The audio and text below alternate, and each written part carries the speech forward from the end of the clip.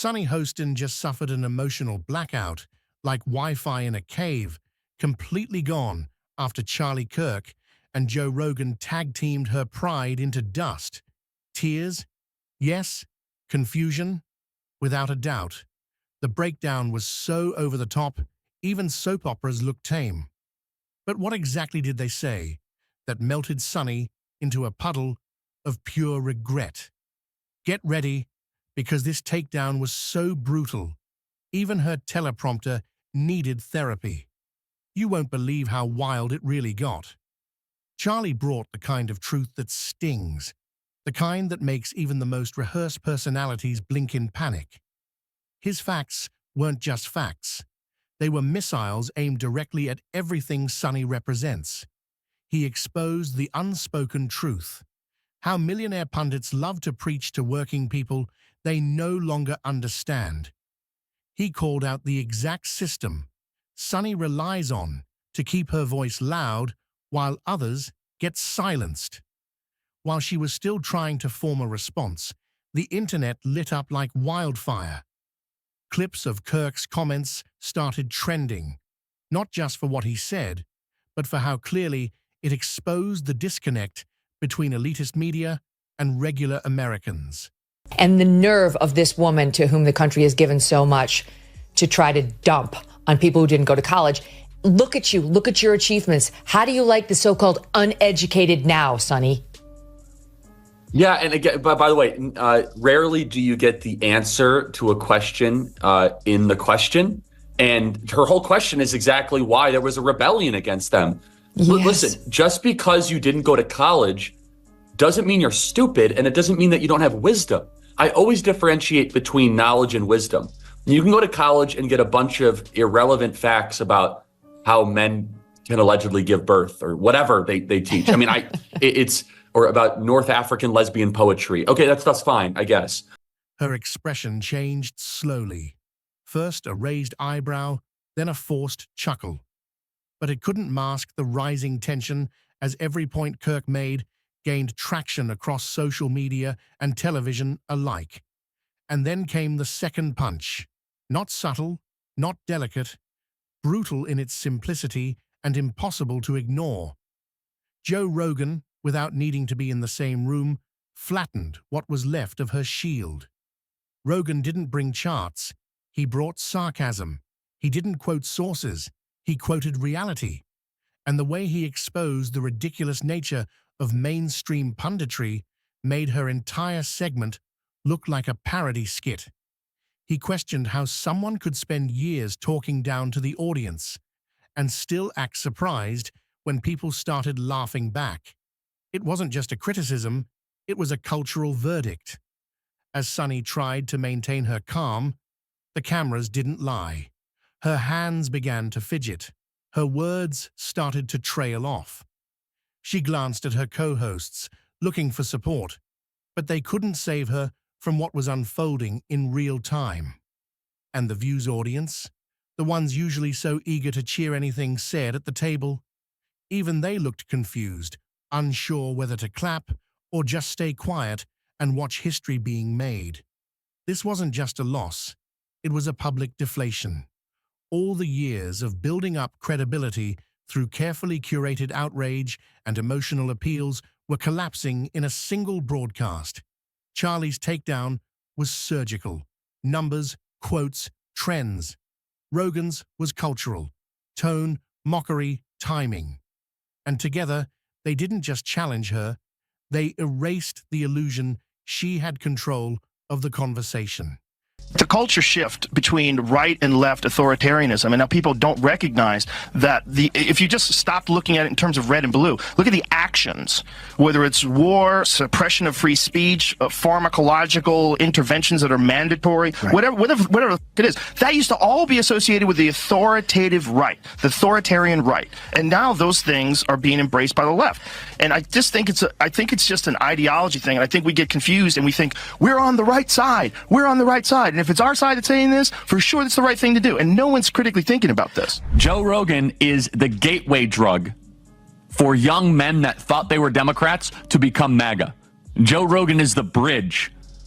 And on that bridge, they'll see RFK. They'll see Elon Musk. Sunny's attempts to spin it into another panel debate failed instantly. Her talking points felt outdated, rehearsed, and painfully disconnected from the truth that had just been aired nationwide. People were posting side-by-side videos showing her previous arrogance contrasted with her current discomfort. Comments flooded in, saying things like, "She finally got exposed," and "Now she knows how it feels to be on the other side." In one striking moment, a meme went viral, comparing Kirk and Rogan to a 1-2 knockout punch. The caption read, "When facts meet mockery and both land perfectly." The internet had picked its winners, and she wasn't one of them. Back at the table, Sunny attempted a smile, but it was clear this wasn't the reaction she was used to. The applause sign blinked, but the claps were weak, scattered, unsure. She looked down, then up, then off camera, as if someone might throw her a lifeline. But the truth was clear. This was happening live, and the meltdown wasn't something she could edit out. The producers whispered in her ear, but what could they say? The damage had already been done, and her brand, built on certainty and self-righteousness, was cracking before the nation's eyes. Charlie Kirk's voice echoed in every thread, every post, every clip. People weren't just watching. They were re-watching, dissecting, and celebrating what many called the most unexpected political slap of the season. Meanwhile, Joe Rogan's takedown gained a life of its own. It wasn't just what he said, it was how he said it. Calm, amused, and completely unbothered by the elitist bubble Sunny had wrapped herself in. And his audience, millions deep, didn't just laugh. They shared, reposted, and dubbed her segment with laughing emojis, reaction gifs, and titles like "The View Gets Vaporized." The most brutal part? Rogan didn't even need to name her. Charlie Kirk's the founder and CEO of Turning Point USA and the author of the new book, The College Scam. So, Charlie, do you accept The View's apology? I mean, regardless of whether or not I accept it, the question is, do our students accept it? That's really what's at heart here. Well, it is the show that people love to hate. Yes, that's true. That's true. They get so much hate watching viral clips of them saying ridiculous things. I mean, Yeah. it is a rabies-infested henhouse. Every jab landed perfectly, because the behavior he described was everything Sunny had just displayed: entitlement, detachment, and scripted outrage. She tried to regain her ground by interrupting the next topic with another monologue, but this time, no one bought it. Even her co-hosts shifted uncomfortably as the tension in the studio grew thicker. Somewhere mid-sentence, she paused, visibly rattled. Her tone cracked. The once smooth, confident delivery now sounded shaky and defensive. Her armor had splintered on national television. One audience member was overheard whispering, "She looks like she's gonna cry." And they weren't wrong. Her eyes blinked faster, lips tightened, and hands gripped the table like she was bracing for impact. The irony? Sunny had spent years calling others fragile, uneducated, or misinformed. And now it was her composure that had completely fallen apart, crushed under the weight of truth and public accountability. And that's when the hashtag appeared. #SUNNYBREAKDOWN! It started small, then exploded across Twitter, TikTok, Instagram, and YouTube. Within minutes, her breakdown wasn't just a moment. It was a headline. Sunny Hostin gets exposed on live TV. Rogan and Kirk end The View's delusion. When reality finally walks into the studio. These weren't just titles, they were declarations, and even people who never watched The View were tuning in. Because the sight of an overconfident TV personality getting completely dismantled without being shouted at or cursed out, that's rare, And people love it. Sunny's response? She tried to act unfazed, but the redness in her cheeks told a different story. She reached for her coffee cup with trembling hands and glanced nervously toward the backstage curtain, but there was no exit in sight. This wasn't a taping that could be cut or delayed. It was live, raw, and fully exposed. Her breakdown was now public property, and the nation had front-row seats. I get it. I also hate Joy Behar. So I don't love you, but I also hate that squawking bird. So I hate the whole thing. And frankly, that show, you want to talk about a show that set women back, is The View. You want to talk about that show. If the CIA is engineering, Antifa and fucking the Capitol riot, some crazy misogynist engineered The View, because there's nothing worse than The View. In terms of, like, there are so many brilliant women out there. None of them are on The View. None of them have gone near the set of The View. Even WhoopiGoldberg, known for her loud reactions, stayed oddly still. Her silence wasn't solidarity, it was survival. No one wanted to stand too close to a reputation in free fall. By the end of the segment, Sunny looked like a completely different person. Eyes heavy, voice shaky, face locked in an expression of quiet panic. She didn't just lose an argument, she lost control of the entire room. Charlie Kirk didn't need to come into the studio to win. His message hit so hard it echoed through the screen and bounced off every wall of The View's high-gloss echo chamber. And Joe Rogan, his casual dismantling of media hypocrisy, played like a comedy set, but with the accuracy of a courtroom cross-examination. He didn't scream, he didn't insult, he just laughed and told the truth. That truth, it burned, especially for someone like Sunny, who spent years trying to shape narratives instead of facing them. Now, the narrative had turned against her, and it wasn't letting go. Backstage staff whispered, trying to figure out how to regain control of the broadcast. But there was no fixing this.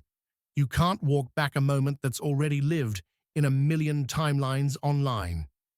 Sunny finally tried to give one last statement, an attempt to reassert her authority. But her voice cracked halfway through, and the sentence ended in an awkward cough instead of a confident closing. It was the sound of defeat, quiet, uncomfortable, and impossible to ignore. And as the segment faded to commercial, the look on her face said it all. This wasn't how the day was supposed to go. Producers didn't just cut to break, they rushed to it. A moment of scripted silence to let her collect herself, or maybe just to spare viewers from watching any further unraveling in real time. By the time they returned, Sunny looked composed. The episode of you when you were on The View, when you were running for president, you got introduced as our friend Donald Trump. But does he really want to add President of the United States to his resume? A lot of people would like him to. Please let's find out, and please welcome my friend, Donald Trump. That's right. Whoopi Goldberg gives you a big hug and a kiss. Joy Behar gives you a big hug. Barbara Walters gives you a big hug. And then you actually started winning in the polls, and then the machine started working towards you. That red hat that says "Make America Great Again." Might as well just put a swastika on the hat. But it was a mask, a thin veil over the wreckage that had just occurred. The internet wasn't fooled, and neither was the audience at home. Clips from the episode had already crossed platforms, shared by journalists, comedians, politicians, and even former fans. This was the moment she lost the crowd, one commenter wrote. I used to defend her. Not anymore. Others posted screenshots comparing her facial expressions from the start of the episode to the end, calling it the fastest fall from grace in daytime TV history. And the side-by-side was brutal. The power dynamic had shifted, and she felt it. For the first time, Sunny Hostin wasn't leading the conversation. She was the conversation. And it wasn't flattering. It was raw, it was real, and it was devastating. Charlie and Joe didn't have to be in the same room. Their words did the work for them. One used numbers, the other used mockery, and together they struck a blow so unexpected it knocked a hole straight through the set's foundation. And just like that, the curtain was pulled back, not on a show, but on a persona. The confident media figure, the righteous voice, the polished pundit, all replaced by a woman unsure of what just hit her. The truth is, no teleprompter could have saved her from this kind of fallout. You can script a monologue, but you can't script survival when reality crashes through the studio lights like a wrecking ball. And the memes? Endless. One showed a smiling Sonny from the beginning of the episode next to a shattered version by the end, captioned, "When the echo chamber finally echoes back." It was cruel, but brutally accurate. People from both sides of the political aisle agreed on one thing for once: she had no answers, not because she wasn't given the chance, but because she couldn't survive the honesty of the questions. Joe Rogan's fans called it a vibe shift. Charlie Kirk's base called it the reckoning. And millions of everyday Americans who had once been mocked for their jobs, beliefs, and education levels just quietly nodded and shared the clip. This wasn't just a takedown, it was a shift in gravity. One moment of raw exposure that showed how far the media elite have floated from the real world and how little it takes to bring them crashing back down. Talking to some of the best lawyers out there that are experts in this, and as you know, these things can be very complicated. There's a lot of facts and circumstances around it, but we're not going to let this go, because you should not be able to smear 5,000 high school and college kids and then just be able to walk away with it. And the reason they felt they needed to do that, Jesse, is because if they told their audience the truth, that when gas is the most expensive it's been, flights are super expensive, that 5,000 kids decided to spend a weekend in summer traveling across the country to go hear from conservative speakers, maybe the audience, The View, would think twice about all of their ideas. That's why they felt so compelled to try to smear our wonderful summit this last weekend. Yeah. Even the applause at the end felt hollow, forced, uncertain, like everyone in the room knew they had just watched something historic but didn't know whether to clap or run for cover. Sonny's final expression said everything her words couldn't. She wasn't angry, she was stunned, like someone who had rehearsed for the spotlight only to be blinded by it when the script fell apart. Her co-host tried to redirect the conversation, but nothing landed.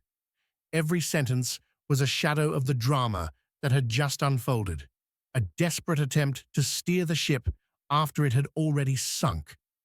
By the time the episode ended, the internet was in full frenzy.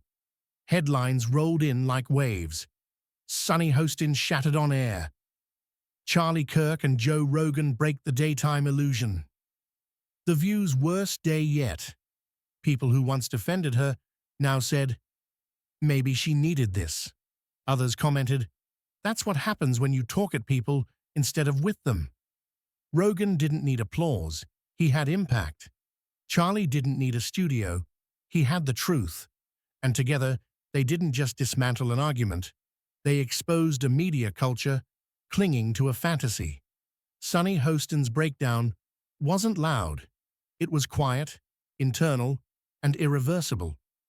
And sometimes, that kind of collapse is even more powerful because there's no noise to distract from what's really happening.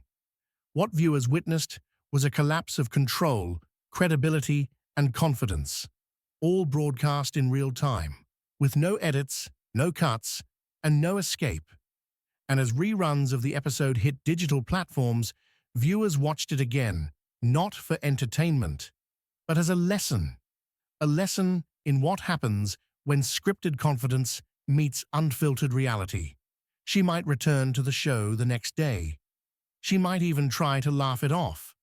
But that haunting silence, that trembling voice, that look of what just happened, it's now part of her legacy. You can't erase a viral moment. You can't undo exposure once the curtain's ripped away. And no amount of studio lighting can hide the shadows cast by your own words. So as the episode faded out, so did the illusion. And in its place stood something much more real, the end of Sonny's unchallenged reign and the beginning of a long, very public reckoning. And that was the day Sonny Hostin broke down, not with screams or shouts, but with silence, panic, and the crushing realization that the world was no longer nodding along.